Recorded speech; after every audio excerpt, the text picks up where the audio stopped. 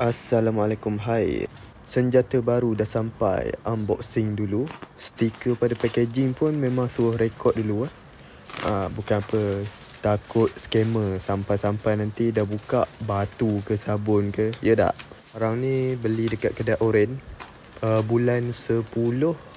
Nak kata payday, mungkin ditulis situ payday lah. Saya dapat harga murah sikit pada selalu. Harga asal untuk benda ni dalam 1,003 lebih kurang, tapi saya dapat harga dalam RM1,040 lah, free shipping apa semua. Model yang saya beli ni basic dia tak ada aksesori tambahan. Memang betul-betul kamera dengan dia punya paku tu je. Memory card pun seller ada bagi free gift 64GB. Yang biasa-biasa, tak adalah yang murah sangat, tapi medium spec punya SD card.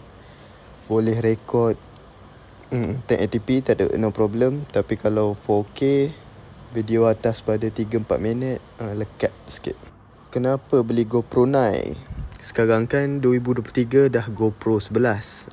Jawapan dia mudah je, sebab GoPro 11 tu harga dia keras sangat bang. Tak mampu. GoPro 9 pun makan Maggi dah saya hari ni.